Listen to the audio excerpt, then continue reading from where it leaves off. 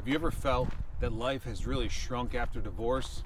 What used to seem robust and all-encompassing is now real simple and maybe just looks like hanging out on the couch all the time. If that's the case, you're in the right space because we're going to talk about that and one tool you can use to change all that. One thing that's very simple but not easy. Before we jump into the video though, I want to mention the 7-day divorce challenge.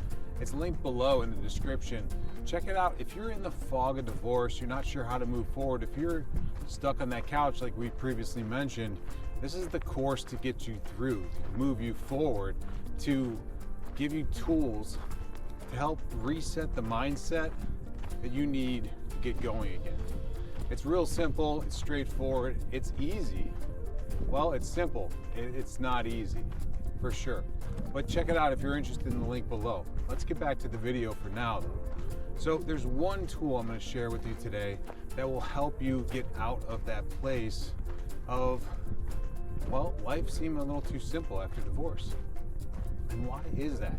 Well, we lose a lot in divorce. We lose physical things. We could be losing our house. We could be losing furniture. We could be losing friends and possibly even family. And so divorce is a really special place because of those losses. It's often looked at and focused on those losses, and that's kind of where we keep stuck. That's where we get the mentality of this scarcity mindset of how much has changed and how much we don't have anymore. Here's the special part though. You're actually still abundant. There's abundance that's all around you. And the one thing that's going to change all this is to do something you may have never done before. Actually, a lot of men have, they just don't realize it. So what is that one thing? Well, it's to put something on your calendar that scares you. That's right, to put something on your calendar that scares you. Now, you could be asking yourself, what, am I supposed to go to a haunted house? Like, what is this guy talking about? Hey, fair enough there. Let me explain. So, that could be anything. Like for me, it was going on an epic hike that was 18 miles long that no one told me I could do. Matter of fact, I had people telling me I wasn't going to do it. I certainly wasn't going to do it in a day. I needed to bring a lot of food. I needed to bring clothes and all this list of other things I did not need. And guess what? I did it in a day. Drove out early morning, hiked the 18 miles. It was absolutely epic, and my life changed. By the time I got to the top of that hike, I was a completely different man. I saw the world different. I saw everything different.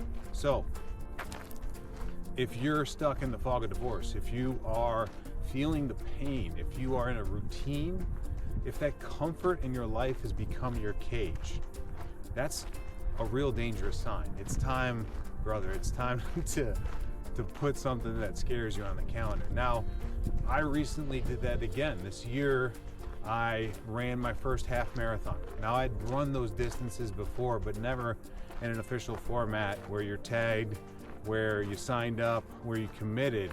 It was just like somebody wanted to run me in the hole, or, you know, I was feeling a great run that day, so I just kept on going. But to go and run a half marathon with a bunch of people, that was an amazing experience. It was actually an uncomfortable thing for me to do, to go run with a group of people. So that was one thing that scared me.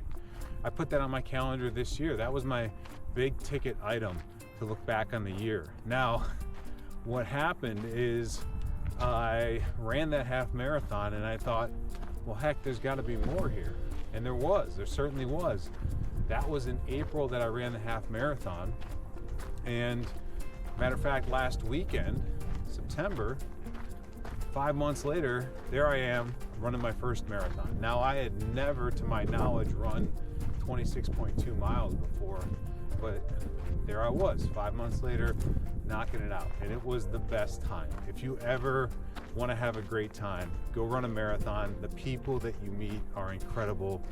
And it's certainly a scary thing. It's certainly something that I felt like mentally I could do, but physically I had been warned, your legs are gonna shut down, you're gonna get cramping, and it's about not stopping and continuing forward from there. So if that sounds wild to you, why would this guy want to go run a marathon after he's just ran a half? Like, those are big accomplishments. Here's the reason. The reason is this: the discomfort is actually growth. See, if you're locked on the couch in the stage of comfort, if you're doom scrolling every night, if you're not moving forward with your life, if you're not becoming every day the man that you want to become, the man that you know you are, the man that you should be, well, hell, brother, you are not living life. You're just existing, and you're waiting for that time where you don't exist anymore. And I don't know about you, but in divorce, I got tired of feeling like that. And so this is exactly why you need to put something scary on your schedule. Whether it's a marathon or half marathon, heck, start out a 5K. Start out smaller, do a mile. Hell, do a lap around your community. Just get outside and move, right? We all stay small. Like, if you understood that, like, a car accident put me in a place where I didn't think I was gonna run again. I had persistent pain throughout my body, and here I am less than 2 years later, I'm running a marathon. So you and your body are resilient beyond what you can imagine.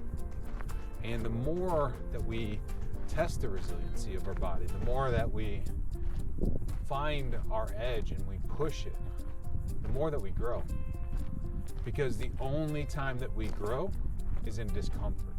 And that's the beautiful thing about divorce. It's incredibly discomforting. It's discomforting because you have conversations you don't want to have. You have challenges you don't want to face. You are dealing in a conflict almost every single day. Matter of fact, you probably came out of a relationship was a conflict, but was probably confusing because you still love that individual. And there's nothing wrong with all that. But recognizing the growth in those opportunities, in those moments, that's where your strength is. That's where your power resides. And that's why you need to put one thing on your schedule that scares you a little bit. So today we talked about comfort and discomfort and growth. We also talked about putting one thing on your schedule that scares you and why. I believe that if you do it, you commit to it, you hold yourself accountable, your world will change too. It's that simple.